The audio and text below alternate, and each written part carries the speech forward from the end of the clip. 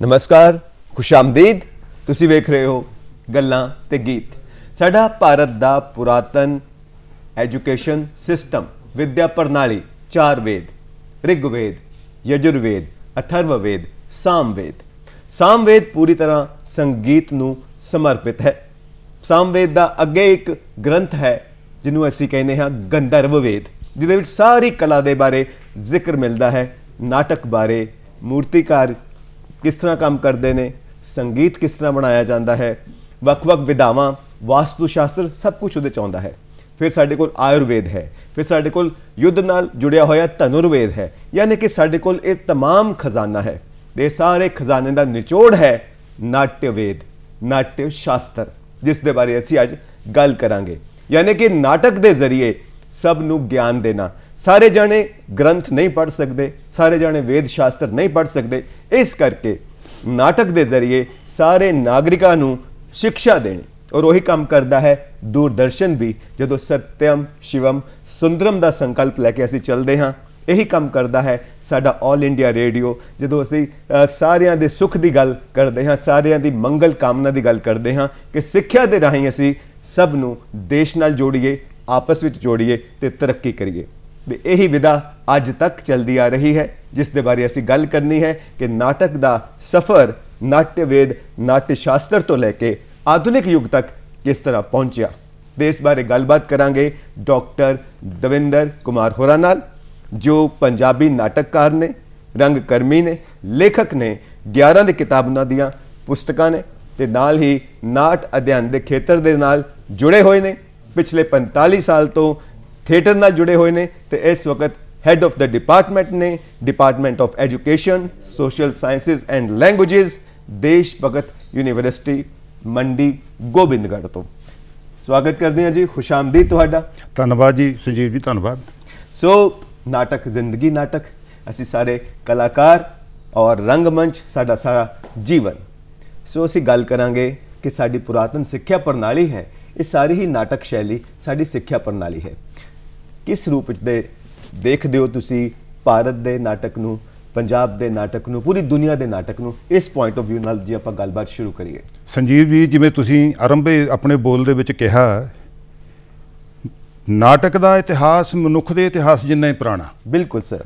जदों हजे भाषा भी नहीं सी बनी, उस वेले भी मनुख अपनी गल किसी ना किसी तरीके नाल, किसी माध्यम नाल पहुँचाउंदा सी। हाँ जी। वो चाहे जैसचर होण, पोस्चर होण, सैनता होण, इशारे होण, कूकां होण, चीकां, किसी भी रूप दे विच सी, पर वो थिएटर सी, नाटक सी। सो नाटक दा आरंभ आपां इह मंनदे हां कि मनुख दे इतिहास जिन्ना ही पुराना है। ते नाटक ते रंगमंच दोहां नूं अलग अलग करके नहीं वेखिया जा सकदा। रंगमंच पहलां आया ते नाटक बाद दे विच आया, पर क्योंकि हर रंगमंच दे विच एक नाटक हुंदा, मतलब जो ਸਾਹਿਤ ਦੀ ਵਿਧਾ ਦੇ ਨਾਲ ਅਸੀਂ ਕੋਈ ਗੱਲ ਕਹਿਣੀ ਚਾਹੁੰਦੇ ਹਾਂ, जिस माध्यम ना कहने और रंगमंच है, जो गल कहनी चाहते हैं वो साडा नाटक कह रहा है। सो किसी भी साहित्य की जिहड़ी साहित्यक विधा नाटक, किसी भी परफॉर्मिंग आर्ट्स की जिहड़ी विधा जिसनूं रंगमंच कहने हैं, ये दोहां नूं आपां नखेड़ के नहीं देख सकते। ये दो एक दूसरे के पूरक है, दूसरे के सहायक है। सो आपां ये भी कह सकते हैं कि मनुख के इतिहास तो नाटक का भी आरंभ होया ते मनुख के इतिहास तो रंगमंच का आरंभ होया। फिर जिवें तुसीं नाट्य शास्त्र की गल कीती है, महर्षि भरत मुनि ने की सी। ये मतलब दो परंपरावां आपां मंनदे नाटक दे विच, सारी वर्ल्ड दे विच दो चलदियां। एक साडी भारतीय नाट परंपरा जिन्हां दे प्रवक्ता, जिन्हां दा तुसीं जिक्र किया भरत मुनि जी है, तो दूसरी साडी जिहड़ी पश्चिमी नाट परंपरा जिन्हां दे अरस्तू है। हाँ जी। अज तक इन्हां दो सिद्धांतां दे आधार ते ही नाटक दा आपां कोई विश्लेषण करते हैं, नाटक नूं समझण दा यतन करते। दो सिद्धांत आपां इदां मन के चली कि दो सिद्धांत है साडे ये। सो ठीक है, सफ़र उत्तों शुरू होया, सदियों तो चलदा सफ़र आया। कद भरत मुनि होए है, किन्ने 2500 साल पहलां, उत्तों लैके हुण तक नाटक वखरे वखरे आयामां चलदा आया। भारतीय नाट संस्कृत परंपरा बहुत समृद्ध परंपरा है, कोई छोटी परंपरा नहीं। दुनिया की सब तो प्राचीनतम नाट परंपरा है। इस दे अपने अलग अलग गुण है। जिन्नियां भारतीय रंग परंपरावां इस वेले साडे चलदियां, उन्हां दे विच भारतीय रंग परंपरा का दखल भी है।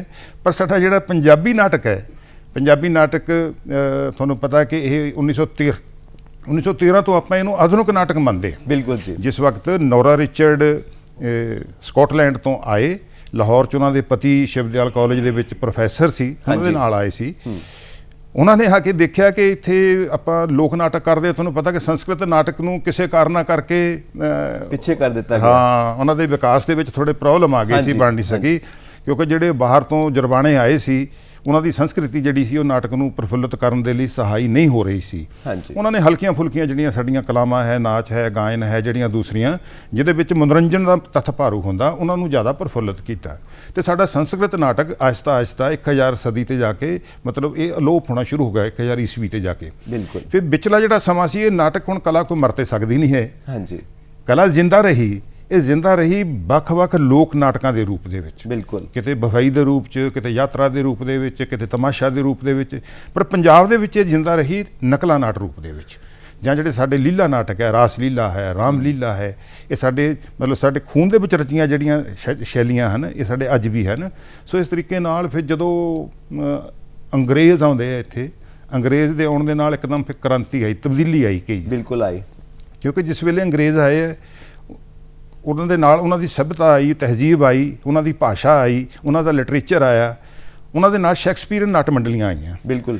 ਸ਼ੇਕਸਪੀਅਰਨ ਨਾਟ ਮੰਡਲੀਆਂ ਨੂੰ ਦੇਖ ਕੇ ਜਿਹੜੇ ਸਾਡੇ ਭਾਰਤ ਦਾ ਕੁਲੀਨ ਵਰਗ ਸੀ, ਹਾਂਜੀ, ਕੁਲੀਨ ਵਰਗ ਨੂੰ ਲੱਗਾ ਕਿ ਜੇ ਅਸੀਂ ਇਹਨਾਂ ਨਾਲ ਜੁੜਾਂਗੇ ਤੇ ਅੰਗਰੇਜ਼ ਵੀ ਖੁਸ਼ ਹੋਊਗੇ, ਤੇ ਐਂ ਵੀ ਲੱਗਾ ਇੱਕ ਫੀਲਿੰਗ ਆ ਗਈ ਕਿ ਅਸੀਂ ਕੁਲੀਨ ਹੈ।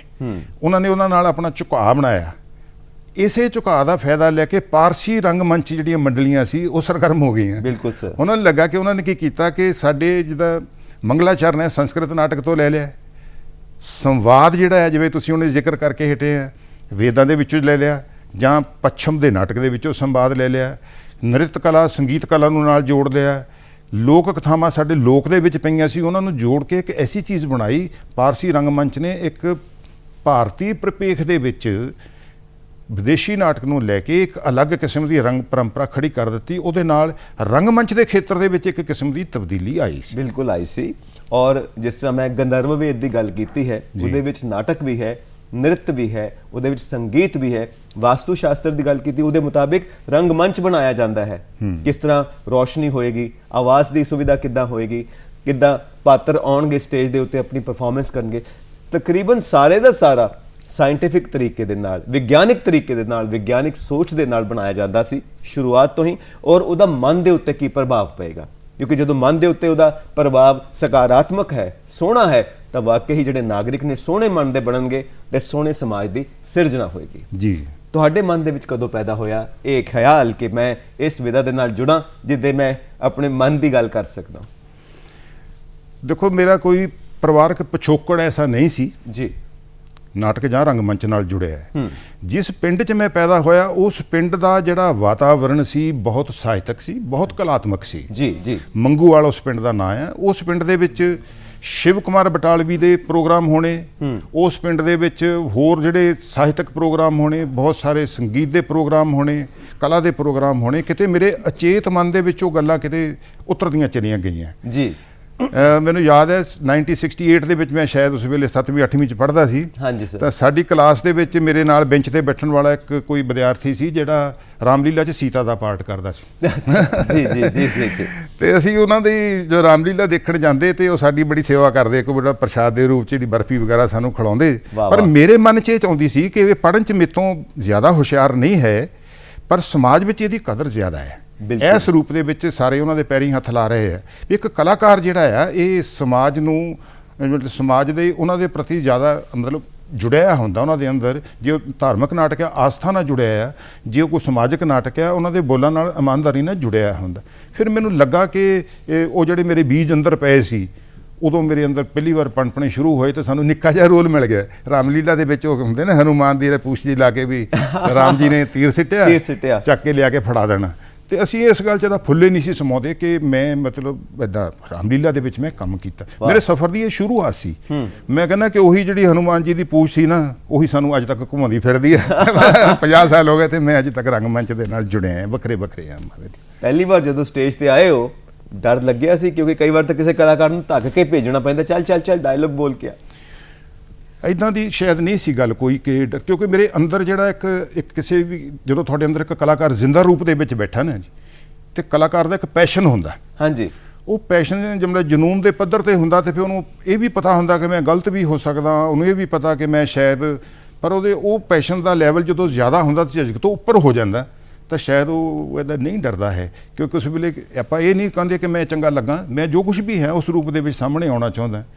ਤੁਸੀਂ ਰੰਗਮੰਚ ਦੀ ਗੱਲ ਕੀਤੀ ਹੈ, ਰੰਗਮੰਚ ਕੋਈ 3-4 ਫੁੱਟ ਉੱਚਾ ਕੋਈ ਥੜਾ ਹੀ ਨਹੀਂ ਹੈ, ਇਹ ਆਮ ਧਰਾਤਲ ਤੋਂ ਥੋੜਾ ਉੱਚਾ ਹੈ। ਇੱਥੇ ਜਦੋਂ ਕੋਈ ਕਲਾਕਾਰ ਆਉਂਦੇ ਆ, ਹਜ਼ਾਰਾਂ ਲੋਕ ਜਿਹੜੇ ਹੈ ਟਿਕਟਕੀ ਲਗਾ ਕੇ ਉਹਦੇ ਵੱਲ ਦੇਖਦੇ ਆ, ਉਹਨੂੰ ਸੁਣਦੇ ਆ, ਸੈਂਕੜੇ ਸਾਲਾਂ ਤੱਕ ਉਹਦੀ ਜਿਹੜੀ ਕਹੀ ਗੱਲ ਤੇ ਉਹਦਾ ਕੀਤਾ ਐਕਟ ਹੈ ਉਸ ਨੂੰ ਯਾਦ ਰੱਖਦੇ ਆ ਜੀ ਜੀ। ਇਸ ਕਰਕੇ ਜਦੋਂ ਤੁਸੀਂ ਮੰਚ ਤੇ ਕਿਸੇ ਵੀ ਰੂਪ ਦੇ ਵਿੱਚ ਕਿਸੇ ਅਭਿਨੇਤਾ ਦੇ ਪਰਫਾਰਮ ਦੇ ਵਿੱਚ ਆਉਂਦੇ, ਉਹ ਜਿਹੜਾ ਸਮਾਂ ਐਂਟਰੀ ਟੂ ਐਗਜ਼ਿਟ ਦਾ ਸਮਾਂ ਹੈ, ਉਹ ਜ਼ਿੰਮੇਵਾਰੀ ਦਾ ਵੀ ਸਮਾਂ ਬਹੁਤ ਜ਼ਿਆਦਾ ਹੈ। ਉਹਦੇ ਵਿੱਚ ਤੁਹਾਡੇ ਤੇ ਸਾਰੇ ਨਾਟਕ ਦਾ, ਸਾਰੇ ਰੰਗਮੰਚ ਦਾ ਜਿਹੜੀ ਜ਼ਿੰਮੇਵਾਰੀ ਦਾਅ 'ਤੇ ਲੱਗੀ ਹੋਇਆ ਹੈ ਜੀ। ਜਿਵੇਂ ਨਾ ਜੀ, ਜਿਵੇਂ ਉਹ ਜਦੋਂ ਕੋਈ ਕਿਸੇ ਸਵਿਮਿੰਗ ਪੂਲ ਦੇ ਉੱਪਰ ਉਹ ਫੱਟੇ ਤੋਂ ਕੋਈ ਦਾ ਜੰਪ ਕਰਦੇ ਆ, ਜੰਪ ਕਰਨ ਤੋਂ ਲੈ ਕੇ ਪਾਣੀ ਨੂੰ ਟੱਚ ਕਰਨ ਦੇ ਵਿਚਾਲੇ ਹੈ, ਜਿਹਨੂੰ ਸਮਰਸੌਲਟ ਕਹਿੰਦੇ। ਕੋਈ ਇੱਕ ਬਾਜੀ ਪਾ ਗਿਆ, ਕੋਈ 3 ਪਾ ਗਿਆ, ਕੋਈ ਕਰਤੱਵ ਦਿਖਾ ਗਿਆ, ਕੋਈ ਐਂਟਰੀ ਤੋਂ ਲੈ ਕੇ ਐਗਜ਼ਿਟ ਤੱਕ ਜਿਹੜਾ ਸਮਾਂ ਹੈ ਇੱਕ ਅਭਿਨੇਤਾ ਨੂੰ ਮਿਲਿਆ, ਉਹਦੇ ਵਿੱਚ ਉਹਨੇ ਕੀ ਕਰ ਦਿੱਤਾ ਉਹਨੇ, ਉਹੀ ਕਮਾਲ ਹੈ। ਉੱਥੋਂ ਹੀ ਉਹਨੇ ਐਕਟਰ ਬਣਨਾ, ਚਾਹੇ ਉਹਦੀ ਭਾਸ਼ਾ ਹੈ, ਚਾਹੇ ਉਹਦੀ ਬੋਡੀ ਹੈ, ਚਾਹੇ। ਜਦੋਂ ਮੈਂ ਪਹਿਲੀ ਵਾਰ ਸਟੇਜ ਤੇ ਚੜਿਆ ਸੀ ਤਾਂ ਮੇਰੇ ਡਾਇਰੈਕਟਰ ਨੇ ਮੈਨੂੰ ਕਿਹਾ ਸੀ, ਇਹ 4 ਫੁੱਟ ਉੱਚਾ ਪਲੇਟਫਾਰਮ ਹੈ ਤੇ ਕੋਸ਼ਿਸ਼ ਕਰਿਓ ਜ਼ਿੰਦਗੀ ਦੇ ਵਿੱਚ ਤੁਹਾਡਾ ਕਿਰਦਾਰ ਵੀ 4 ਫੁੱਟ ਉੱਚਾ ਹੀ ਰਵੇ ਜੀ। ਸੋ ਇਹ ਕੋਸ਼ਿਸ਼ ਸਾਨੂੰ ਸਿਖਾਉਂਦਾ ਹੈ ਥੀਏਟਰ, ਜਿਹਦੇ ਵਿੱਚ ਸਾਡੀ ਪਰਸਨੈਲਿਟੀ ਬਣਦੀ ਹੈ, ਸਾਡੀ ਸ਼ਖਸੀਅਤ ਦਾ ਵਿਕਾਸ ਹੁੰਦਾ ਹੈ, ਅਸੀਂ ਇੱਕ ਚੰਗੇ ਇਨਸਾਨ ਬਣਨ ਵੱਲ ਵੱਧਦੇ ਹਾਂ। ਸੋ ਤੁਹਾਡੀ ਜ਼ਿੰਦਗੀ ਦੇ ਵਿੱਚ ਨਾਟਕ ਨੇ ਕੀ ਕ੍ਰਾਂਤੀ ਲਿਆਂਦੀ, ਕਿਸ ਤਰ੍ਹਾਂ ਪਰਿਵਰਤਨ ਆਇਆ ਜਦੋਂ ਤੁਸੀਂ ਸ਼ੁਰੂਆਤ ਦੀ ਦੌਰ ਦੇ ਵਿੱਚ ਜੁੜੇ ਹੋ? ਲੰਬਾ ਸਫ਼ਰ ਹੈ ਤੁਹਾਡਾ, ਤਕਰੀਬਨ 45 ਸਾਲ ਦਾ, ਤਾਂ ਚੇਂਜਸ ਕੀ ਆਈਆਂ, ਟਰਾਂਸਫੋਰਮੇਸ਼ਨ ਕੀ ਆਈ? ਕਿਉਂਕਿ ਕਹਿੰਦੇ ਨੇ ਜਦੋਂ ਤੱਕ ਤੁਹਾਡੇ ਅੰਦਰ ਬਦਲਾਵ ਨਹੀਂ ਆ ਰਿਹਾ, ਉਹ ਕਲਾ ਤੁਹਾਨੂੰ ਬਦਲਦੀ ਨਹੀਂ ਪਈ, ਇੱਕ ਬਿਹਤਰ ਇਨਸਾਨ ਨਹੀਂ ਬਣਾ ਰਹੀ, ਤੁਸੀਂ ਆਪਣਾ ਸਮਾਂ ਵਿਅਰਥ ਕਰ ਰਹੇ ਹੋ। ਦੇਖੋ, ਇਹ ਗੱਲ ਬਿਲਕੁਲ ਤੁਹਾਡੀ ਸਹੀ ਹੈ। ਜਦੋਂ ਤੁਸੀਂ ਲੋਕਾਂ ਦੇ ਸਾਹਮਣੇ, ਆਮ ਲੋਕਾਂ ਦੇ ਸਾਹਮਣੇ ਕਿਸੇ ਖਾਸ ਸੁਨੇਹੇ ਨੂੰ ਲੈ ਕੇ ਜਾਂਦੇ ਹੋ ਜੀ, ਤੇ ਲੋਕ ਪੂਰੀ ਇਮਾਨਦਾਰੀ ਨਾਲ ਤੁਹਾਡੇ ਸੁਨੇਹੇ ਨੂੰ ਸੁਣ ਰਹੇ ਹੈ, ਹਾਂਜੀ, ਉਸ ਵੇਲੇ ਸਾਡੇ ਤੇ ਇੱਕ ਵੱਡੀ ਜ਼ਿੰਮੇਵਾਰੀ ਆ ਜਾਂਦੀ ਕਿ ਸਾਡੇ ਤੇ, ਮਤਲਬ ਕਿਸੇ ਵੀ ਅਭਿਨੇਤਾ ਤੇ, ਐਕਟਰ ਤੇ, ਕਲਾਕਾਰ ਤੇ, ਕਿ ਉਹ ਜੋ ਕਹਿ ਰਿਹਾ, ਉਹਦਾ ਸੁਨੇਹਾ ਦੇ ਰਿਹਾ, ਜੇ ਉਹਦੇ ਵਾਸਤਵਿਕ ਜੀਵਨ ਦੇ ਵਿੱਚ, ਉਹਦੇ ਆਚਰਣ ਦੇ ਵਿੱਚ ਇਹ ਚੀਜ਼ਾਂ ਨਹੀਂ ਹਨ ਜੀ ਜੀ ਜੀ ਜੀ, ਤੇ ਉਹ ਸਭ ਤੋਂ ਵੱਡਾ ਨੁਕਸਾਨ ਹੈ, ਬਹੁਤ ਵੱਡਾ। ਮਤਲਬ ਇਸ ਰੂਪ ਦੇ ਵਿੱਚ ਹੈ ਕਿ ਤੁਸੀਂ ਉਹ ਲੋਕ ਵਿਸ਼ਵਾਸ ਦਾ ਘਾਤ ਕਰ ਰਹੇ ਹੋ। ਤੇ ਇਸ ਵਾਸਤੇ ਜਦੋਂ ਕਲਾਕਾਰ ਹੈ, ਕਲਾਕਾਰ ਨੇ ਜਦੋਂ ਮੰਚ ਤੇ ਆ ਕੇ ਕੋਈ ਗੱਲ ਕਹਿਣੀ ਹੈ, ਇੱਕੋ ਵੇਲੇ ਕਿੰਨੇ ਲੋਕਾਂ ਦੇ ਅਚੇਤ ਮਨ ਦੇ ਵਿੱਚੋਂ ਚੀਜ਼ਾਂ ਉਤਰ ਜਾਂਦੀਆਂ। ਹੋ ਸਕਦਾ ਕਲਾਕਾਰ ਸਾਰੇ ਦਰਸ਼ਕਾਂ ਨੂੰ ਨਾ ਵੀ ਜਾਣਦਾ ਹੋਵੇ, ਪਰ ਦਰਸ਼ਕ ਹਰ ਹਾਲਤ ਦੇ ਵਿੱਚ ਉਸ ਕਲਾਕਾਰ ਨੂੰ, ਉਸ ਅਭਿਨੇਤਾ ਨੂੰ ਜਾਣਦੇ ਆ, ਜਿਸ ਨੂੰ ਉਹ ਸਪੈਸ਼ਲ ਰੰਗਮੰਚ ਤੇ ਦੇਖਣ ਲਈ ਆਪਣਾ ਟਾਈਮ ਕੱਢ ਕੇ ਦੇਖਣ ਲਈ ਆਏ ਉਸ ਨੂੰ, ਤੇ ਉਸ ਉਹਨਾਂ ਦੇ ਚੇਤਿਆਂ ਦੇ ਵਿੱਚ ਸਦਾ ਲਈ ਵਸਿਆ ਹੁੰਦਾ। ਇਸ ਕਰਕੇ ਇੱਕ ਵੱਡੀ ਜ਼ਿੰਮੇਵਾਰੀ ਹੈ ਕਿ ਜੇ ਇੱਕ ਅਭਿਨੇਤਾ ਹੈ, ਉਹਦਾ ਆਚਰਣ ਵੀ ਉਸ ਪ੍ਰਕਾਰ ਦਾ। ਹੁਣ ਮੈਂ ਇੱਥੇ ਸੰਦੇਸ਼ ਦਿੰਦਾ ਕਿ ਨਸ਼ੇ ਗਲਤ ਹੈ, ਤੇ ਮੈਂ ਆਪੇ ਕੋਈ ਨਸ਼ੇ ਕਰਕੇ ਪਿਆ ਹੋਵਾਂ, ਤਾਂ ਮੇਰਾ ਉਹ ਸੰਦੇਸ਼ ਜਿਹੜਾ ਸਮਾਜ ਤੇ ਉਲਟ ਸੁਨੇਹਾ ਲੈ ਕੇ ਜਾਊਗਾ। ਬਿਲਕੁਲ ਸਹੀ ਗੱਲ। ਹਾਂਜੀ, ਇਸ ਵਾਸਤੇ ਜਿਸ ਪ੍ਰਸ਼ਨ ਦੀ ਤੁਸੀਂ ਗੱਲ ਕੀਤੀ ਹੈ, ਮੇਰੇ ਮੁਤਾਬਕ ਇਹ ਹੈ ਕਿ ਮੇਰੇ ਜੀਵਨ ਦੇ ਵਿੱਚ ਜਦੋਂ ਤੁਸੀਂ ਕਿਹਾ ਕਿ ਕਿਆ ਬਦਲਾਅ ਆਇਆ, ਉਹ ਇਹੀ ਸੀ, ਸਾਡੇ ਤੇ ਇੱਕ ਜ਼ਿੰਮੇਵਾਰੀ ਦਾ ਅਹਿਸਾਸ ਹੋਇਆ ਕਿ ਅਸੀਂ ਆਮ ਸ਼ਹਿਰੀ ਨਹੀਂ ਹੈ, ਆਮ ਨਾਗਰਿਕ ਨਹੀਂ ਹੈ, ਆਮ ਨਾਗਰਿਕ ਤੋਂ ਅਸੀਂ ਅਲੱਗ ਹੈ। ਅਸੀਂ ਸਮਾਜ ਦੇ ਲਈ ਕੁਝ ਕਰਨ ਦੇ ਲਈ ਕੋਈ ਪ੍ਰੋਗਰਾਮ ਵਿੱਢਿਆ, ਉਹ ਕਰਨਾ ਚਾਹੁੰਦੇ ਹਾਂ। ਕੋਈ ਸਾਡੇ ਮਨ ਦੇ ਵਿੱਚ ਕੋਈ ਚੀਜ਼ਾਂ ਹੈ, ਜਿਹੜੀਆਂ ਗੱਲਾਂ ਅਸੀਂ ਸਮਾਜ ਤੇ, ਨਾਟਕ ਤੇ, ਰੰਗਮੰਚ ਦੇ ਮਾਧਿਅਮ ਨਾਲ ਕਰ ਸਕਦੇ ਹਾਂ, ਕਰਨੀਆਂ ਚਾਹੁੰਦੇ ਹਾਂ ਜਾਂ ਕਰ ਰਹੇ ਹਾਂ। ਤੇ ਸਿਰਫ ਕਰਕ ਦੇਣ ਦੇ ਨਾਲ ਹੀ ਵਿਹਲੇ ਨਹੀਂ, ਮੰਚ ਤੋਂ ਉੱਤਰ ਜਾਣ ਤੋਂ ਬਾਅਦ ਹੀ ਅਸੀਂ ਆਪਣੀ ਜ਼ਿੰਮੇਵਾਰੀ ਤੋਂ ਫਾਰਗ ਨਹੀਂ ਹੋ ਗਏ ਹਾਂ, ਉਦੋਂ ਬਾਅਦ ਵੀ ਸਾਡੀ ਉਨੀ ਜ਼ਿੰਮੇਵਾਰੀ ਹੈ, ਕਿਉਂਕਿ ਸਾਡਾ ਟਾਸਕ ਸਮਾਜ ਨਾਲ ਜੁੜਿਆ ਹੈ। ਬਿਲਕੁਲ ਸਹੀ ਗੱਲ। ਇਸ ਵਾਸਤੇ ਮੈਂ ਸਮਝਦਾ ਕਿ ਇਹ ਮੇਰੇ ਅੰਦਰ ਜੇ ਤਬਦੀਲੀ ਇਸ ਪ੍ਰਕਾਰ ਦੀ, ਮੈਂ ਕਿਆ ਕਹਾਂ ਕਿ ਮੈਂ ਬਹੁਤ ਚੰਗਾ, ਇਹ ਤਾਂ ਮੈਂ ਕਹਿ ਨਹੀਂ ਸਕਦਾ, ਪਰ ਮੈਂ ਫੀਲ ਕਰਦਾ ਮੈਂ ਬਾਕੀਆਂ ਨਾਲ ਜੇ ਮੈਂ ਅਲੱਗ ਹਾਂ, ਉਹਦੇ ਪਿੱਛੇ ਸਭ ਤੋਂ ਵੱਡੀ ਦੇਣ ਇਸ ਨਾਟਕ ਤੇ ਰੰਗਮੰਚ ਦੀ ਹੈ। ਬਿਲਕੁਲ ਸਹੀ ਗੱਲ ਕਹੀ ਤੁਸੀਂ। ਔਰ ਕਹਿੰਦੇ ਨੇ ਕਿ ਜਦੋਂ ਸਟੇਜ ਤੇ ਚੜ੍ਹ ਗਏ ਨਾ, ਤੇ ਸਟੇਜ ਤੇ ਚੜ੍ਹਨ ਤੋਂ ਬਾਅਦ ਕਿਸੇ ਨੂੰ ਖੁਸ਼ ਕਰਨ ਵਾਸਤੇ ਨਾਟਕ ਨਹੀਂ ਕਰ ਰਹੇ ਹੋ, ਆਪਣੀ ਜ਼ਿੰਮੇਵਾਰੀ ਨਿਭਾ ਰਹੇ ਹੋ ਔਰ 100% ਆਪਣਾ ਦਿਓ। ਔਰ ਚਾਹੇ ਇੱਕ ਦਰਸ਼ਕ ਬੈਠਾ ਹੈ, ਚਾਹੇ 100 ਦਰਸ਼ਕ ਬੈਠੇ ਨੇ, ਤੁਹਾਡੀ ਪਰਫਾਰਮੈਂਸ ਦੇ ਵਿੱਚ, ਤੁਹਾਡੀ ਕਲਾਕਾਰੀ ਦੇ ਵਿੱਚ ਕੋਈ ਕਮੀ ਨਹੀਂ ਆਣੀ ਚਾਹੀਦੀ ਕਿ ਇੱਕ ਦਰਸ਼ਕ ਹੈ ਤੇ ਹੁਣ ਮੈਂ ਕੀ ਕਰਨਾ, ਨਹੀਂ, ਉਹ ਵੀ ਉਨਾ ਹੀ ਜ਼ਰੂਰੀ ਹੈ। ਇਸ ਕਰਕੇ ਤੁਹਾਡੀ ਕਲਾਕਾਰੀ ਦੇ ਵਿੱਚ ਕੋਈ ਕਮੀ ਨਹੀਂ ਆਉਣੀ ਚਾਹੀਦੀ। ਕਿੰਨਾ ਵਿਸ਼ਿਆਂ ਨੂੰ ਲੈ ਕੇ ਤੁਸੀਂ ਨਾਟਕ ਲਿਖਦੇ ਹੋ, ਕਿਉਂਕਿ ਤੁਸੀਂ ਨਾਟਕਕਾਰ ਹੋ, ਲੇਖਕ ਹੋ, ਕਿੰਨਾ ਵਿਸ਼ਿਆਂ ਦੇ ਉੱਤੇ ਤੁਸੀਂ ਨਾਟਕ ਕਰਨਾ ਜ਼ਿਆਦਾ ਪਸੰਦ ਕਰਦੇ ਹੋ? ਦੇਖੋ, ਤੁਸੀਂ ਸਮਝਦੇ ਹੋ ਕਿ ਆਪਾਂ ਜਿਹੜੇ ਪੰਜਾਬੀ ਲੋਕ ਹੈ, ਹਾਂਜੀ, ਪੰਜਾਬੀ ਇੱਕ ਮਾਨਸਿਕਤਾ ਹੈ। ਹਾਂਜੀ, ਉਹ ਮਾਨਸਿਕਤਾ ਸਾਡੀ ਕੀ ਹੈ, ਉਸ ਮਾਨਸਿਕਤਾ ਦੇ ਵਿੱਚੋਂ ਹੀ ਕੋਈ ਕ੍ਰੀਏਸ਼ਨ ਨੇ ਪੈਦਾ ਹੋਣਾ ਹੁੰਦਾ। ਹਰ ਵਿਅਕਤੀ ਦਾ ਸੁਭਾਅ, ਉਹਦੀ ਪ੍ਰਵਿਰਤੀ, ਪ੍ਰਕਿਰਤੀ ਉਸ ਮਾਨਸਿਕਤਾ ਨਾਲ ਜੁੜੀ ਹੋਆ। ਅਸੀਂ ਪੰਜਾਬੀ ਜਿਹੜੇ ਲੋਕ ਰਹੇ ਹਾਂ, ਅਸੀਂ ਸਾਡਾ ਜੇ ਇਤਿਹਾਸ ਦੇਖੀਏ ਕਿੰਨੇ ਇੱਥੇ ਹਮਲਾਵਰ ਆਏ, ਸਾਰੇ ਪੰਜਾਬ ਚੋਂ ਲੰਘ ਕੇ ਗਏ ਜੀ। ਸੋ ਇੱਕ ਤਾਂ ਵਿਰੋਧ ਜਿਹੜਾ ਹੈ, ਵਿਰੋਧ, ਅਸੀਂ ਕਿਸੇ ਵੀ ਗਲਤ ਚੀਜ਼ ਨਾਲ ਸਮਝੌਤਾ ਨਹੀਂ ਕਰ ਸਕਦੇ। ਪੰਜਾਬੀ ਜਿਹੜੇ ਆ ਜਿੰਨੇ ਵੀ ਜੁਰਬਾਣੇ ਆ, ਹਰ ਇੱਕ ਨਾਲ ਅੜੇ ਲੜੇ ਖੜੇ ਐਨ ਪੂਰੀ ਤਾਕਤ ਦੇ ਨਾਲ। ਬਿਲਕੁਲ। ਬੇਸ਼ੱਕ ਮੌਤ ਵੀ ਉਹਨਾਂ ਨੂੰ ਆਈ ਹੈ ਤੇ ਮੌਤ ਨੂੰ ਵੀ ਉਹਨਾਂ ਨੇ ਜਸ਼ਨ ਦੇ ਤੌਰ ਤੇ ਮਨਾਇਆ। ਸਾਡੇ ਪੰਜਾਬੀਆਂ ਦੇ ਨਾਇਕ ਸਾਡੇ ਸ਼ਹੀਦ ਹੈ, ਉਹਨਾਂ ਨੇ ਫਾਂਸੀਆਂ ਤੇ ਰੋਏ ਨਹੀਂ ਹੈਗੇ, ਖੜ ਕੇ ਤਰਾਨੇ ਗਾਏ ਆ ਉਹਨਾਂ ਨੇ। ਇਹ ਸਾਡੇ ਪੰਜਾਬੀਆਂ ਦੇ ਮਤਲਬ ਸੁਭਾਅ ਦੇ ਵਿੱਚ ਹੈ। ਬਿਲਕੁਲ ਸਰ, ਸਾਡੇ ਪੰਜਾਬੀਆਂ ਦੇ ਸੁਭਾਅ ਦੇ ਵਿੱਚ ਬਾਬਾ ਨਾਨਕ ਹੈ। ਹਾਂਜੀ, ਗੁਰੂ ਨਾਨਕ ਸਾਹਿਬ, ਜਦੋਂ ਮੈਂ ਗੁਰੂ ਨਾਨਕ ਸਾਹਿਬ ਕਹਿੰਦਾ, ਉਹਨਾਂ ਦਾ ਪੂਰਾ ਦਰਸ਼ਨ ਹੈ, ਉਹਨਾਂ ਦੀ ਸਾਰੀ ਵਿਚਾਰਧਾਰਾ ਹੈ। ਹਾਂਜੀ, ਅਸੀਂ ਆਪਣੇ ਲਈ ਨਹੀਂ ਜੀਂਦੇ, ਦੂਸਰੇ ਲਈ ਜੀਂਦੇ ਆ, ਸਮਾਜ ਲਈ ਜੀਂਦੇ ਆ, ਦੇਸ਼ ਲਈ ਜੀਂਦੇ ਆ, ਵਿਸ਼ਵ ਲਈ ਜੀਂਦੇ ਆ। ਵਾਹ ਵਾਹ। ਅਸੀਂ ਇਸ ਭਾਵਨਾ ਚੱਲਦੇ ਆ, ਅਸੀਂ ਨਿਰੇ ਸਵਾਰਥੀ ਨਹੀਂ ਹੈ, ਕਿਸੇ ਅਸੀਂ ਦੂਸਰੇ ਲਈ ਕਰਦੇ ਆ। ਸੋ ਇਸ ਵਾਸਤੇ ਜਦੋਂ ਇਹ ਸਾਰੀਆਂ ਚੀਜ਼ਾਂ ਆ ਜਾਂਦੀਆਂ ਸਾਡੇ ਜ਼ਿਹਨ ਦੇ ਵਿੱਚ, ਇਹਦੇ ਵਿੱਚੋਂ ਸਾਡੇ ਵਿਸ਼ੇ ਨਿਕਲਦੇ। ਹਾਂਜੀ, ਉਹ ਵਿਸ਼ੇ ਜੇ ਤਾਂ ਹੈ ਸਾਡੇ ਕੋਈ ਸਮਕਾਲੀ, ਕੋਈ ਸਮੱਸਿਆ ਅੱਜ ਹੈ ਸਾਡੇ ਸਮਾਜ ਦੀ, ਉਹ ਵੀ ਜ਼ਰੂਰੀ ਹੈ, ਸਾਹਿਤ ਦਾ ਹਿੱਸਾ ਹੈ, ਉਸ ਤੇ ਵੀ ਆਪਾਂ ਲਿਖਦੇ ਹਾਂ ਜੀ। ਪਰ ਸਮਕਾਲੀ ਜਿਹੜੇ ਵਿਸ਼ੇ ਹੁੰਦੇ, ਤੁਹਾਨੂੰ ਪਤਾ ਕਿ ਸਮਾਂ ਪੈਣ ਤੋਂ ਬਾਅਦ ਉਸਨੇ ਬਦਲ ਜਾਣਾ ਹੁੰਦਾ, ਉਹ ਕਈ ਵਾਰ ਉਸ ਦੀ ਉਨੀ ਮਹੱਤਤਾ ਨਹੀਂ ਰਹਿੰਦੀ ਹੈ। ਕੁਝ ਵਿਸ਼ੇ ਹੁੰਦੇ ਆ ਜਿਹੜੇ ਚਿਰਕਾਲੀ ਤੇ ਸਰਬਕਾਲੀ ਹੁੰਦੇ ਆ। ਹਾਂਜੀ, ਦੇਖੋ ਹੁਣ ਜਿਵੇਂ ਅਸੀਂ ਕਹਿੰਦੇ ਕਿ ਔਰਤ ਦੀ ਵੇਦਨਾ ਦੀ ਗੱਲ ਹੈ, ਨਾਰੀ ਦੀ ਗੱਲ ਕਰਦੇ ਕਿ ਉਹਦੀ ਸੰਵੇਦਨਾ ਦੀ ਆ, ਨਾਰੀ ਚੇਤਨਾ ਦੀ ਗੱਲ ਹੈ, ਇਹ ਸਦਾ ਹੀ ਰਹਿਣੀ ਹੈ, ਹੋਣੀ ਚਾਹੀਦੀ ਹੈ। ਨਾਰੀ ਸਾਡੇ ਸਮਾਜ ਦਾ ਸਮਾਨ ਅੰਗ ਹੈ ਤੇ ਉਹਨੂੰ ਉਹਦੇ ਜਿਹੜੇ ਬਰਾਬਰ ਦਾ ਜਿਹੜਾ ਅਹਿਸਾਸ ਹੈ ਉਹ ਕਰਾਉਣ ਦੇ ਲਈ ਉਹਦੇ ਅੰਦਰ ਨਾਰੀ ਚੇਤਨਾ ਕਿਵੇਂ ਆਵੇ, ਸਾਹਿਤ ਦੀ ਜ਼ਿੰਮੇਵਾਰੀ ਹੈ। ਸਮਾਜ ਸਾਡਾ ਸਮਰਸ ਹੋਵੇ, ਸਾਡੇ ਸਮਾਜ ਵਿੱਚ ਸਭ ਦੀ ਸਮਾਨਤਾ ਹੋਵੇ, ਕੋਈ ਜਾਤੀਗਤ ਆਧਾਰ ਤੇ ਕੋਈ ਬਖਰੇਵਾ ਨਾ ਹੋਵੇ। ਜਿਵੇਂ ਵਿਸ਼ਵੀਕਰਨ ਤੋਂ ਬਾਅਦ ਜਿਹੜੇ ਝੁਕਾਅ ਆਏ ਹੈ, ਕਿਉਂਕਿ ਮੈਂ 1990 ਤੋਂ ਲਿਖਣਾ ਸ਼ੁਰੂ ਕੀਤਾ, ਉਸ ਵੇਲੇ ਵਿਸ਼ਵੀਕਰਨ ਦੇ ਝੁਕਾਅ ਆ ਗਏ ਸੀ। ਉਹਨਾਂ ਦੇ ਵਿੱਚ ਜਿਹੜਾ ਚਿੰਤਨ ਆਇਆ ਸਾਹਮਣੇ ਸਾਡੇ, ਉਸ ਚਿੰਤਨ ਦੇ ਜਿਹੜੇ ਮੁੱਖ ਬਿੰਦੂ ਸੀਗੇ, ਦਲਿਤ ਚੇਤਨਾ ਸੀ ਜੀ, ਨਾਰੀ ਚੇਤਨਾ ਸੀ, ਪ੍ਰਵਾਸੀ ਚੇਤਨਾ ਸੀ, ਮਿੱਥ ਰੂਪਾਂਤਰਣ ਦੀ ਚੇਤਨਾ ਸੀ। ਮੈਂ ਇਹਨਾਂ ਸਾਰਿਆਂ ਤੇ ਕੰਮ ਕੀਤਾ ਕਿਉਂਕਿ ਜਿਵੇਂ ਜਿਵੇਂ ਵੀ ਸਾਨੂੰ ਲੱਗਦਾ ਕਿ ਅੱਜ ਸਮਾਜ ਦੇ ਵਿੱਚ ਟਰਾਂਸਜੈਂਡਰ ਤੇ ਕੰਮ ਕਰਨ ਦੀ ਲੋੜ ਹੈ, ਤੇ ਉਹਨਾਂ ਤੇ ਵੀ ਅਸੀਂ ਨਾਟਕ ਲਿਖੇ ਆ ਵੀ ਉਹਨਾਂ ਲੋਕਾਂ ਨੂੰ ਬਰਾਬਰ ਦਾ ਰੱਖਿਆ ਜਾਣਾ ਚਾਹੀਦਾ, ਉਹਨਾਂ ਨਾਲ ਕਿਸੇ ਪ੍ਰਕਾਰ ਦਾ ਕੋਈ ਵਿਤਕਰਾ ਨਾ ਹੋਵੇ, ਕਿਸੇ ਨੂੰ ਆਪਾਂ ਉੱਚਾ ਨੀਵਾਂ ਨਾ ਸਮਝ ਸਕਦੇ ਹੋਈਏ। ਉਹ ਸੰਦੇਸ਼ ਜਿਹੜਾ ਸਾਡਾ ਸਮਾਨਤਾ ਦਾ ਸੰਦੇਸ਼ ਹੈ, ਸਰਬ ਭਾਈਵਾਲਤਾ ਦਾ ਸੰਦੇਸ਼ ਹੈ, ਜਿਹਦੇ ਪਿੱਛੇ ਸਾਡੀ ਪੰਜਾਬੀ ਹੋਣ ਦਾ ਮਾਣ, ਸਾਡੇ ਪੰਜਾਬੀ ਹੋਣ ਦਾ ਗੌਰਵ ਲੁਕਿਆ ਹੋਇਆ, ਉਸ ਸੰਦੇਸ਼ ਨੂੰ ਅਸੀਂ ਅੱਗੇ ਲੈ ਕੇ ਆਏ ਹਾਂ। ਮੈਂ ਕਿਸੇ ਨਾਟਕ ਨੂੰ ਇਸ ਰੂਪ ਦੇ ਵਿੱਚ ਨਹੀਂ ਲਿਖਿਆ ਕਿ ਮੇਰਾ ਕੋਈ ਨਿੱਜੀ ਸਵਾਰਥ ਹੋਵੇ ਜਾਂ ਮੈਂ ਕਿਸੇ ਰਾਜਸੀ ਪਾਰਟੀ ਦਾ ਕੋਈ ਬੁਲਾਰਾ ਬਣ ਕੇ ਮੈਂ ਉਹਲੇ ਲਿਖ ਰਹਾ। ਨਹੀਂ, ਜੋ ਸਾਡੇ ਪੰਜਾਬੀ ਲੋਕਾਂ ਦੀ ਮਾਨਸਿਕਤਾ ਉਹ ਕਿਵੇਂ ਮੇਰੇ ਨਾਟਕਾਂ 'ਚ ਨਿਕਲਦੀ ਆ, ਪੜ੍ਹੋਗੇ ਤਾਂ ਤੁਸੀਂ ਉਹਦੇ ਵਿੱਚ ਇਹ ਸਮਝ ਆਏ। ਬਹੁਤ ਖੂਬ ਜੀ। ਔਰ ਕਹਿੰਦੇ ਨੇ ਕਿ ਜਦੋਂ ਇੱਕ ਵਾਰੀ ਚਿਹਰੇ ਦੇ ਉੱਤੇ ਮੇਕਅਪ ਲੱਗ ਜਾਵੇ ਨਾ, ਸਟੇਜ ਦੇ ਉੱਤੇ ਤੁਸੀਂ ਆ ਜਾਓ, ਫਿਰ ਉਹ ਨਸ਼ਾ ਸਾਰੀ ਉਮਰ ਨਹੀਂ ਜਾਂਦਾ ਜੀ। ਔਰ ਇੱਕ ਕਲਾਕਾਰ ਦੀ ਖੁਰਾਕ ਹੈ, ਉਹ ਤਾੜੀਆਂ ਜਦੋਂ ਪੈਂਦੀਆਂ ਨੇ ਦਰਸ਼ਕਾਂ ਦੀਆਂ, ਵਾਹ ਵਾਹੀ ਹੁੰਦੀ ਹੈ, ਇਹੀ ਉਹਦੀ ਖੁਰਾਕ ਹੈ। ਜਦੋਂ ਉਹਦੀ ਪਿੱਠ ਦੇ ਉੱਤੇ ਥਾਪੜਾ ਦਿੱਤਾ ਜਾਂਦਾ, ਬਈ ਵਾਹ ਕਮਾਲ ਕਰ ਦਿੱਤਾ। ਸੋ ਤੁਹਾਡੇ ਐਵਾਰਡਸ ਜਿਹੜੇ ਥਾਪੜੇ ਦੇ ਰੂਪ ਦੇ ਵਿੱਚ, ਤਾਲੀਆਂ ਦੇ ਰੂਪ ਦੇ ਵਿੱਚ ਤੁਹਾਡੇ ਨਾਲ ਨੇ, ਉਹਨਾਂ ਦਾ ਜ਼ਿਕਰ ਜ਼ਰੂਰ ਚਾਹਾਂਗੇ ਤੁਹਾਡੇ।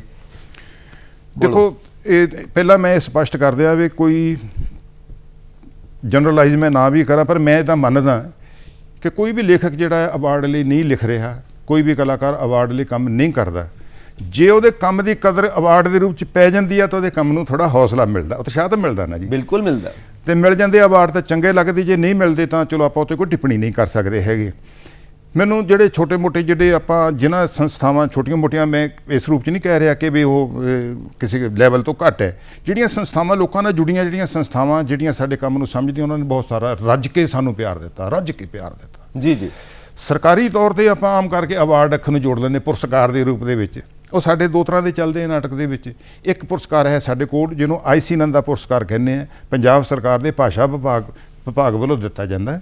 ਸਰਵੋਤਮ ਨਾਟਕਕਾਰ ਦਾ ਕਿਹਾ ਜਾਂਦਾ, ਉਹ ਮੈਨੂੰ ਪ੍ਰਾਪਤ 2007 ਦੇ ਵਿੱਚ ਹੋ ਚੁੱਕਾ ਸੀਗਾ ਜੀ ਜੀ। ਸੋ ਮੇਰੇ ਲਈ ਉਨਾ ਹੀ ਬਹੁਤ ਹੈ, ਉਸ ਨੂੰ ਮੈਂ ਯਾਦ ਕਰਕੇ ਖੁਸ਼ ਹੋ ਜਾਂਦਾ, ਅੱਛਾ ਲੱਗਦਾ ਵੀ ਚਲੋ ਤੁਸੀਂ ਪ੍ਰਸ਼ਨ ਕਿਹਾ ਤਾਂ ਮੇਰੇ ਕੋਲ ਇਹਦਾ ਥੋੜ੍ਹਾ ਜਿਹਾ ਉੱਤਰ ਹੈ ਸੀ, ਪਰ ਜੇ ਨਾ ਵੀ ਮਿਲਦਾ ਫਿਰ ਵੀ ਮੈਂ ਬਹੁਤ ਸੰਤੁਸ਼ਟ ਸੀ, ਕਿਉਂਕਿ ਮੈਨੂੰ ਜਿਹੜਾ ਅਵਾਰਡ, ਜਿਵੇਂ ਤੁਸੀਂ ਗੱਲ ਕੀਤੀ ਹੈ, ਲੇਖਕ ਲਈ ਪਾਠਕ, ਰੰਗਮੰਚ ਲਈ ਦਰਸ਼ਕ, ਉਹਨਾਂ ਦਾ ਜਿਹੜਾ ਹੁੰਗਾਰਾ ਤੇ ਉਹਨਾਂ ਦਾ ਪ੍ਰਤੀਕਰਮ ਆ, ਇਹ ਸਾਡਾ ਅਵਾਰਡ ਹੈ, ਇਸੇ ਰੂਪ ਦੇ ਵਿੱਚ ਅਵਾਰਡ ਹੈ। ਬਾਕੀ ਸੰਜੀਵ ਜੀ, ਤੁਸੀਂ 20 ਨਾਟਕ ਨਾਲ ਜੁੜੇ ਹੋ, ਤੁਹਾਨੂੰ ਪਤਾ ਨਾਟਕ ਬਾਕੀ ਜਿੰਨੀਆਂ ਸਾਡੀਆਂ ਸਾਹਿਤ ਦੀਆਂ ਵਿਧਾਵਾਂ ਹੈ, ਜਿੱਦਾਂ ਕਵਿਤਾ ਹੋ ਗਈ, ਨਾਵਲ ਹੋ ਗਿਆ ਜਾਂ ਕੋਈ ਦੂਸਰੀ ਹੋ ਗਈ, ਇਹਦੇ ਨਾਲੋਂ ਥੋੜਾ ਵੱਖਰਾ ਹੈ ਨਾ ਜੀ। ਬਿਲਕੁਲ ਹੈ। ਕੋਈ ਪਾਠਕ ਨਾਟਕ ਨੂੰ ਨਹੀਂ ਪੜੂਗਾ, ਪਾਠਕ ਜੋ ਪੜੂਗਾ ਕਵਿਤਾ ਪੜੂਗਾ, ਨਾਵਲ ਪੜੂਗਾ, ਕਹਾਣੀ ਪੜੂਗਾ, ਪਾਠਕ ਨਹੀਂ ਪੜੂਗਾ। ਇਹਨੂੰ ਕੌਣ ਪੜੂਗੇ? ਫਿਰ ਕਿਤਾਬ ਛਪ ਗਈ, ਇਹਨੂੰ ਕੋਈ ਪਾਠਕ ਤੇ ਹੈ ਹੀ ਨਹੀਂ ਹੈ। ਇਹ ਤਾਂ ਜਿਸ ਵੇਲੇ ਮੰਚ ਤੇ ਲੋਕਾਂ ਤੱਕ ਜਾਣ, ਦਰਸ਼ਕਾਂ ਤੱਕ ਜਾਵੇ, ਫਿਰ ਉਸ ਨਾਟਕ ਦੀ ਚਰਚਾ ਹੁੰਦੀ ਹੈ। ਹੁਣ ਮੰਚ ਤੇ ਜਾਣ ਲਈ ਆਪਣੀ ਰੰਗ ਟੋਲੀ ਚਾਹੀਦੀ ਹੈ ਤਾਂ ਜਾਵੇ, ਜਾਂ ਕੋਈ ਹੋਰ ਰੰਗ ਟੋਲੀ ਤੁਹਾਡੇ ਨਾਟਕ ਨੂੰ ਖੇਡੇ ਤਾਂ ਚਰਚਾ ਹੋਵੇ। ਤੇ ਕਈ ਦਫਾ ਇਹ ਹੁੰਦੀ ਹੈ, ਮੈਂ ਬੜੀ ਸਬਮਿਸ਼ਨ ਦੇ ਨਾਲ ਗੱਲ ਕਰ ਰਿਹਾ, ਕਈ ਵਾਰ ਵੱਡੀਆਂ ਰਚਨਾਵਾਂ ਜਿਹੜੀਆਂ ਕਿਤੇ ਇਸ ਗੈਪ ਦੇ ਵਿੱਚ ਵੀ ਥੋੜ੍ਹੀਆਂ ਥੱਲੇ ਰਹਿ ਜਾਂਦੀਆਂ, ਕਿਉਂਕਿ ਨਾਟਕ ਇੱਕ ਵਿਧਾ ਐਸੀ ਹੈ, ਇਹ ਆਮ ਲੋਕਾਂ ਤੱਕ ਸਿਰਫ ਇਹਨੇ ਰੰਗਮੰਚ ਦੇ ਮਾਧਿਅਮ ਨਾਲ ਹੀ ਜਾਣਾ ਹੁੰਦਾ। ਜੇ ਰੰਗਮੰਚ ਨੂੰ ਨਹੀਂ ਕਿਸੇ ਕਾਰਨ ਕਰਕੇ ਮਿਲ ਸਕਦਾ, ਹੁਣ ਇਹ ਤਾਂ ਹੋ ਨਹੀਂ ਸਕਦਾ ਕਿ ਤੁਸੀਂ ਮੈਨੂੰ ਕਹੋ ਕਿ ਮੈਂ ਆਪਣਾ ਨਾਟਕ ਲਿਖਿਆ ਤੇ ਮੈਂ ਆਪੇ ਹੀ ਆਪਣੀ ਚੱਕ ਕੇ ਤੁਰਿਆ ਫਿਰ ਮੇਰੇ ਨਾਟਕ ਨੂੰ ਖੇਲੋ ਜੀ, ਮੇਰੇ ਨਾਟਕ ਨੂੰ ਖੇਲੋ। ਇਹ ਨਹੀਂ ਹੋ ਸਕਦਾ, ਕਿ ਫਿਰ ਜੇ ਉਹ ਮਰ ਗਿਆ ਤਾਂ ਅਸੀਂ ਕਲਾਕਾਰ ਹੀ ਮਰ ਗਏ, ਉਹ ਨਹੀਂ ਅਸੀਂ ਕਹਿ ਸਕਦੇ।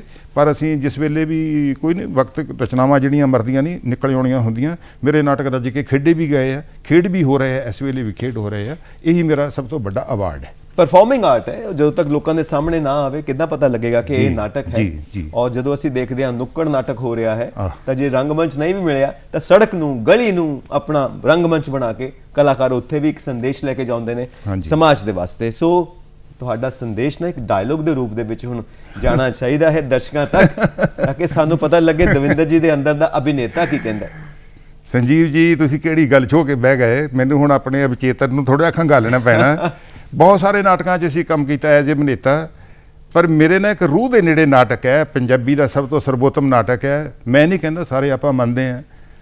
ਬਲਵੰਤ ਗਾਰਗੀ ਦਾ ਨਾਟਕ, ਉਹਨਾਂ ਦਾ ਪਹਿਲਾ ਹੀ ਨਾਟਕ ਲੋਹਾ ਕੁੱਟ। ਕੀ ਬਾਤ ਹੈ। ਲੋਹਾ ਕੁੱਟ ਨਾਟਕ ਦੇ ਵਿੱਚ ਮੈਂ ਗੱਜਣ ਦਾ ਰੋਲ ਕਰਦਾ ਹੁੰਦਾ ਸੀ। ਵਾਹ ਜੀ ਵਾਹ। ਹੈ ਜੀ, ਉਦੋਂ ਮਤਲਬ ਬੜਾ ਇੰਪੋਰਟੈਂਟ ਰੋਲ ਹੈ। ਹਾਂ, ਆਪ ਵੀ ਜਵਾਨ ਸੀ, ਸਾਡੇ ਜਜ਼ਬੇ ਵੀ ਜਵਾਨ ਸੀ। ਹੁਣ ਵੀ ਜਵਾਨ ਹੋ ਜੀ। An actor never gets old, ਕਦੀ ਵੀ ਬਜ਼ੁਰਗ ਨਹੀਂ ਹੋ ਸਕਦਾ ਕੋਈ ਵੀ ਐਕਟਰ, ਹਮੇਸ਼ਾ ਜਵਾਨ ਰਹਿੰਦਾ ਹੈ। ਇਹ ਤਾਂ ਸਹੀ ਤੁਸੀਂ ਕਿਹਾ, ਮੁਰਦਾ ਮਨ ਦਾ ਜਿਹੜਾ ਕਲਾਕਾਰ ਨਹੀਂ ਹੋ ਸਕਦਾ ਜੀ। 1977 ਦੇ ਵਿੱਚ ਅਸੀਂ ਇਹ ਨਾਟਕ ਖੇਡਦੇ ਹੁੰਦੇ ਸੀਗੇ। ਮੈਨੂੰ ਥੋੜ੍ਹਾ ਜਿਹਾ ਇਸ ਗੱਲ ਦਾ ਮਾਣ ਹੈ ਕਿ ਅਸੀਂ ਬਹੁਤ ਵੱਡੀਆਂ ਸ਼ਖਸੀਅਤਾਂ ਦੇ ਸਾਹਮਣੇ ਇਸ ਨਾਟਕ ਨੂੰ ਖੇਡਿਆ ਸੀ। ਜੀ ਜੀ। ਉਹਨੂੰ ਮੈਂ ਰਿਕਾਲ ਕਰਕੇ ਟਰਾਈ ਕਰਦਾ ਇੱਕ ਡਾਇਲੌਗ ਨੂੰ ਤੁਹਾਡੇ ਸਾਹਮਣੇ ਸੁਣਾਉਣ ਦਾ। ਸਵਾਗਤ ਹੈ ਜੀ। ਤੁਸੀਂ ਜਾਣਦੇ ਕਿ ਗੱਜਣ ਸੰਤੀ ਦਾ ਆਸ਼ਿਕ ਹੁੰਦਾ ਹੈ। ਬਿਲਕੁਲ। ਤੇ ਚੋਰੀ ਉਹਨੂੰ ਮਿਲਣ ਜਾਂਦਾ ਹੈ। ਹਾਂਜੀ। ਸੰਤੀ ਵਿਆਹੀ ਜਾਂਦੀ ਹੈ ਆਪਣੇ ਘਰ, ਪਰ ਗੱਜਣ ਉਹਦੇ ਕਰਕੇ ਸਾਰੀ ਉਮਰ ਵਿਆਹ ਨਹੀਂ ਕਰਾਉਂਦਾ। ਬਿਲਕੁਲ। ਤੇ ਉਹਨੂੰ ਮਿਲਣ ਜਾਂਦਾ, ਪਰ ਸੰਤੀ ਨੇ ਉਹਨੂੰ ਆਪਣੇ ਜ਼ਿੰਦਗੀ ਚੋਂ ਬਾਹਰ ਕੱਢ ਦਿੱਤਾ ਹੈ। ਪਰ ਉਹ ਫਿਰ ਵੀ ਉਹਨੂੰ ਲੱਗਦਾ ਕਿ ਸ਼ਾਇਦ ਉਹਦੇ ਕਿਤੇ ਕੋਈ ਛੋਟੀ ਮੋਟੀ ਯਾਦ ਪਈ ਹੋਵੇ ਉਹਦੇ ਮਨ ਦੇ ਕਿਸੇ ਕੋਨੇ ਦੇ ਵਿੱਚ, ਉਹਦੇ ਕੋਨੇ 'ਚ ਉਸ ਨੂੰ ਉਹ ਖੰਗਾਲਦਾ ਬਾਰ-ਬਾਰ। ਬਿਲਕੁਲ ਜੀ, ਬਿਲਕੁਲ। ਉਹ ਕਹਿੰਦਾ, ਸੰਤੀਏ, ਬੜੀ ਮੁੱਦਤ ਤੋਂ ਬਾਅਦ ਮੈਂ ਹੌਸਲਾ ਕੀਤਾ ਤੇਰੇ ਸਾਹਮਣੇ ਕੋਈ ਗੱਲ ਕਹਿਣ ਦਾ। ਕਈ ਵਾਰ, ਬੜੀ ਵਾਰ ਮਨ 'ਚ ਆਇਆ ਕਿ ਮੈਂ ਪਿੰਡ ਹੀ ਛੱਡ ਜਾਵਾਂ। ਖੇਤ ਉੱਜੜ ਗਿਆ, ਕਣਕ ਦੀ ਥਾਂ ਪੋਲੀ ਉੱਗ ਆਈ, ਹਰ ਚੀਜ਼ ਵੀਰਾਨ ਹੋ ਗਈ, ਤੇ ਤੋਂ ਬਗੈਰ ਤੇ ਹਰ ਚੀਜ਼ ਸੁੰਨ ਹੋ ਗਈ ਸੰਤੀਏ। ਪਰ ਮੈਂ ਪਿੰਡ ਛੱਡਾਂ ਤੇ ਕਿਵੇਂ ਛੱਡਾਂ? ਤੈਨੂੰ ਪਤਾ, ਜੱਟ ਜਦ ਪਿੰਡ ਛੱਡਦਾ ਹੈ, ਜਾਂ ਤਾਂ ਉਹ ਸਾਧ ਹੋ ਜਾਏ, ਜਾਂ ਫਿਰ ਕਿਸੇ ਤੀਵੀਂ ਨੂੰ ਕੱਢ ਕੇ ਲੈ ਜਾਏ। ਸੰਤੀਏ, ਇੱਕ ਮੌਕਾ ਆਇਆ ਸੀ ਮੌਕਾ। ਤੂੰ ਕਿਹਾ ਸੀ ਨਾ ਕਿ ਮੈਂ ਦਿਨ ਛਿਪੇ ਢਾਬ ਤੇ ਤੈਨੂੰ ਮਿਲਣ ਆਉਂਗੀ, ਪਰ ਤੂੰ ਆਈ ਨਹੀਂ। ਉਹੀ ਮੌਕਾ ਸੀ। ਬਹੁਤ ਖੂਬ ਜੀ। ਉਹ ਜੋ ਤੁਹਾਡੇ ਚਿਹਰੇ ਦੀਆਂ ਮਾਸਪੇਸ਼ੀਆਂ ਫੜਕ ਰਹੀਆਂ ਸੀ ਨਾ ਉਸ ਵੇਲੇ, ਕਮਾਲ ਹੈ। ਔਰ ਇਹੀ ਇੱਕ ਐਕਟਰ ਦੀ ਪਛਾਣ ਹੈ। ਸੋ ਅੱਜ ਕੱਲ੍ਹ ਦੀ ਪੀੜ੍ਹੀ ਜੋ ਫਿਲਮਾਂ ਨਾਲ ਪ੍ਰਭਾਵਿਤ ਹੈ, ਟੈਲੀਵਿਜ਼ਨ ਨਾਲ ਪ੍ਰਭਾਵਿਤ ਹੈ, ਉਹਨਾਂ ਨੂੰ ਕੀ ਕਹਿਣਾ ਚਾਹੋਗੇ ਕਿ ਉਹ ਥੀਏਟਰ ਨਾਲ ਵੀ ਪ੍ਰਭਾਵਿਤ ਹੋਵੇ, ਨਾਟਕ ਨੂੰ ਅੱਗੇ ਲੈ ਕੇ ਆਵੇ, ਜੋ ਸਾਡੀ ਪੁਰਾਣੀ ਪਰੰਪਰਾ ਹੈ, ਨਾਟਯਵੇਦ, ਨਾਟਯ ਸ਼ਾਸਤਰ ਤੋਂ ਐਡੀ ਲੰਬੀ ਯਾਤਰਾ ਹੈ। ਸੰਜੀਵ ਜੀ, ਦੇਖੋ, ਇੱਕ ਗੱਲ ਤਾਂ ਆਪਾਂ ਨੂੰ ਬਿਲਕੁਲ ਮੰਨ ਲੈਣੀ ਚਾਹੀਦੀ ਹੈ ਕਿ ਥੀਏਟਰ ਕਿਸੇ ਮਤਲਬ ਫਿਲਮ ਦਾ ਜਾਂ ਕਿਸੇ ਵੀ ਇਲੈਕਟ੍ਰੋਨਿਕ ਮਾਧਿਅਮ ਦੀ ਨਰਸਰੀ ਨਹੀਂ ਹੈ। ਹਾਂਜੀ। ਥੀਏਟਰ ਇੱਕ ਇੰਡੀਪੈਂਡੈਂਟ ਮਾਧਿਅਮ ਹੈ। ਲਾਈਵ ਜਿਹੜਾ ਆਰਟ ਹੈ, ਲੋਕਾਂ ਨਾਲ ਲਾਈਵ ਜੁੜਨਾ ਹੈ, ਇੱਕ ਅਲੱਗ, ਇਸ ਦੀ ਅਲੱਗ ਤਾਕਤ ਹੈ। ਇਹਦੇ ਵਿੱਚ ਕਿਤੇ ਰੀਟੇਕ, ਡਬਿੰਗ, ਉਹਦੀ ਕੋਈ ਗੁੰਜਾਇਸ਼ ਨਹੀਂ ਹੈ। ਇਹ ਸਿੱਧੀ ਮਤਲਬ ਕਲਾ ਹੈ। ਇਹ ਤਾਂ ਸਭ ਤੋਂ ਜ਼ਿਆਦਾ ਪ੍ਰਭਾਵ ਹੈ। ਸੋ ਜਿਵੇਂ ਨੌਜਵਾਨ ਹੈ ਸਾਡੇ, ਜੇ ਉਹ ਗਲੈਮਰ ਦਾ ਯੁੱਗ ਹੈ, ਇਸ ਵੇਲੇ ਮੀਡੀਆ ਦਾ ਯੁੱਗ ਹੈ, ਕੁਦਰਤੀ ਉੱਧਰ ਖਿੱਚੇ ਜਾਂਦੇ ਹਨ। ਪਰ ਅਸੀਂ ਇਹ ਕਹਿੰਦੇ ਹਾਂ ਕਿ ਜਿਸ ਕਲਾਕਾਰ ਨੇ ਥੀਏਟਰ 'ਤੇ ਕੰਮ ਕਰ ਲਿਆ, ਥੀਏਟਰ ਦੀ ਟ੍ਰੇਨਿੰਗ ਲੈ ਲਈ, ਥੀਏਟਰ ਦਾ ਐਕਸਪੀਰੀਅੰਸ ਲੈ ਲਿਆ, ਉਹ ਕਿਸੇ ਵੀ ਮਾਧਿਅਮ 'ਤੇ ਚਲਿਆ ਜਾਂਦਾ ਤੇ ਉਹਨੂੰ ਕਿਤੇ ਕੋਈ ਰੁਕਾਵਟ ਨਹੀਂ ਆਈਦੀ। ਇਸ ਨੂੰ ਛੱਡੋ ਨਾ, ਇਹਨੂੰ ਬਾਈਪਾਸ ਨਾ ਕਰੋ, ਜਾਂ ਇਸ ਨੂੰ ਘਟਾ ਕੇ ਨਾ ਦੇਖੋ। ਇਹ ਨਾ ਮੰਨੋ ਕਿ ਇਹ ਨਾਟਕ ਵਾਲੇ ਆ, ਡਰਾਮੇ ਵਾਲੇ ਆ, ਜਾਂ ਇਹ ਛੋਟਾ ਕੰਮ। ਇਹ ਛੋਟਾ ਨਹੀਂ ਹੈ, ਸਭ ਤੋਂ ਮਹਾਨ ਕੰਮ ਹੈ। ਸਭ ਤੋਂ ਕਿਸੇ ਦੀ ਦੂਸਰੇ ਦੀ ਜ਼ਿੰਦਗੀ ਜੀਣੀ, ਮੈਂ ਕਿੰਨੇ ਲੋਕਾਂ ਦੀ ਜ਼ਿੰਦਗੀ ਜੀ ਕੇ ਦੇਖੀ ਹੈ, ਆਪਣੀ ਤਾਂ ਮੇਰੀ ਹੈ। ਜਿੰਨੇ ਮੈਂ ਅਭਿਨੇਤਾ ਜੀਏ, ਉਹਨਾਂ ਦੀ ਮੈਂ ਕਿੰਨਿਆਂ ਦੀ ਜ਼ਿੰਦਗੀ ਜੀਏ, ਲੋਕਾਂ ਦੇ ਸਾਹਮਣੇ ਜੀਏ, ਤੇ ਇਹ ਇੱਕ ਵੱਡੀ ਕਲਾ ਹੈ। ਸੋ ਨੌਜਵਾਨ ਜਿਹੜੇ ਹੈ, ਨੌਜਵਾਨਾਂ ਨੂੰ ਤਾਂ ਇਹ ਸੁਨੇਹਾ ਕਿ ਆਓ ਇੱਥੇ ਵਿੱਚ ਕਰੋ ਕੰਮ, ਰੱਜ ਕੇ ਕਰੋ, ਇਹ 'ਚ ਨਜ਼ਾਰਾ ਠੀਕ ਹੈ ਕਿ ਇਹਦੇ ਵਿੱਚੋਂ ਅਜੇ ਪ੍ਰੋਫੈਸ਼ਨਲ ਥੀਏਟਰ ਸਾਡਾ ਨਹੀਂ ਉਸਰ ਸਕਿਆ, ਸ਼ੌਕੀਆ ਪੱਧਰ ਤੇ ਹੈ। ਸ਼ੌਕੀਆ ਦੇ ਵਿੱਚੋਂ ਪ੍ਰੋਫੈਸ਼ਨਲ ਨਿਕਲੇਗਾ। ਬਹੁਤ ਸਾਰੀਆਂ ਪ੍ਰੋਫੈਸ਼ਨਲ ਮੰਡੀਆਂ ਕੰਮ ਕਰ ਰਹੀਆਂ, ਇਸ ਵੇਲੇ ਵੀ ਚੱਲ ਰਿਹਾ। ਰੋਟੀ ਰੁਜ਼ਗਾਰ ਉਹਦੇ ਵਿੱਚੋਂ ਮਿਲ ਸਕਦਾ, ਕਿਉਂ ਨਹੀਂ ਮਿਲੂਗਾ ਜੇ ਆਪਾਂ ਚੰਗਾ ਕੰਮ ਕਰਾਂਗੇ, ਹੋਊਗਾ। ਕਲਾ ਜਿਹੜੀ ਥੀਏਟਰ ਵਾਲੇ ਪਾਸੇ ਮੈਂ ਤਾਂ ਇਹੀ ਕਹਾਂਗਾ ਕਿ ਆਉਣਾ ਚਾਹੀਦਾ, ਸਭ ਨੂੰ ਆਉਣਾ ਚਾਹੀਦਾ। ਜਿਹੜੇ ਕਲਾਕਾਰ, ਜਿਹੜੇ ਵੀ ਮੰਚੀ ਪ੍ਰਦਰਸ਼ਨ ਦੇ ਕਲਾਕਾਰ ਇੱਧਰ ਆਉਣ। ਜੀ ਜੀ ਜੀ। ਔਰ ਸਰਕਾਰਾਂ ਨੂੰ, ਸੰਸਥਾਵਾਂ ਨੂੰ, ਵੱਡੇ ਵੱਡੇ ਕਾਰਪੋਰੇਟ ਹਾਊਸਿਸ ਨੂੰ, ਜਿਹੜੇ ਵੀ ਫਾਈਨਾਂਸ ਕਰ ਸਕਦੇ ਨੇ, ਜਿਹੜੇ ਸਪਾਂਸਰਸ਼ਿਪ ਦੇ ਸਕਦੇ ਨੇ, ਉਹਨਾਂ ਨੂੰ ਚਾਹੀਦਾ ਹੈ ਕਿ ਥੀਏਟਰ ਦੇ ਲਈ ਕੰਮ ਕਰਨ, ਸਟੇਜ ਦੇ ਲਈ ਕੰਮ ਕਰਨ, ਤਾਂ ਕਿ ਇਹ ਸੁਨੇਹਾ ਦੇਸ਼ ਨੂੰ ਜੋੜਨ ਦਾ, ਨਾਗਰਿਕਾਂ ਨੂੰ ਜੋੜਨ ਦਾ, ਇਹ ਜਿਹੜੀ ਸਾਡੀ ਪਰੰਪਰਾ ਹੈ ਅਧਿਐਨ ਦੀ, ਸਾਡੀ ਪਰੰਪਰਾ ਹੈ ਸਿੱਖਿਆ ਪ੍ਰਣਾਲੀ ਹੈ, ਇਹ ਸਭ ਤੱਕ ਪਹੁੰਚੇ ਔਰ ਸਾਰੀ ਦੁਨੀਆ ਨੂੰ ਅਸੀਂ ਇੱਕ ਪਰਿਵਾਰ ਬਣਾਉਣ ਦੇ ਵਿੱਚ ਕਾਮਯਾਬ ਹੋ ਸਕੀਏ, ਜੋ ਸਾਡੇ ਮਹਾਂਪੁਰਖਾਂ ਦਾ ਸੁਪਨਾ ਰਿਹਾ ਹੈ। ਔਰ ਇਹ ਪਵਿੱਤਰ ਕਲਾ ਹੈ ਥੀਏਟਰ, ਔਰ ਇਸ ਨੂੰ ਸਮਰਪਿਤ ਹੋ ਜਾਈਏ। ਹਰ ਇਨਸਾਨ ਨੂੰ ਸਮਰਪਿਤ ਹੋਣਾ ਚਾਹੀਦਾ ਹੈ, ਆਪਣੇ ਬੱਚਿਆਂ ਨੂੰ ਇਸ ਸ਼ੌਕ ਵੱਲ ਪਾਉਣਾ ਚਾਹੀਦਾ ਹੈ, ਔਰ ਇਸ ਕਲਾ ਨੂੰ ਬਹੁਤ ਬਹੁਤ ਅੱਗੇ ਤੱਕ ਲੈ ਕੇ ਜਾਣਾ ਚਾਹੀਦਾ ਹੈ, ਜਿਸ ਦੀ ਸ਼ੁਰੂਆਤ ਭਾਰਤ ਦੀ ਧਰਤੀ ਤੋਂ ਹੋਈ ਹੈ। ਬਹੁਤ ਬਹੁਤ ਸ਼ੁਕਰੀਆ ਤੁਹਾਡਾ ਕਿ ਤੁਸੀਂ ਸਾਡੇ ਦਰਸ਼ਕਾਂ ਨਾਲ ਆਪਣੇ ਦਿਲ ਦੀ ਗੱਲ ਸਾਂਝੀ ਕੀਤੀ। ਤੁਹਾਡਾ ਵੀ ਬਹੁਤ ਬਹੁਤ ਸ਼ੁਕਰੀਆ। ਧੰਨਵਾਦ ਜੀ।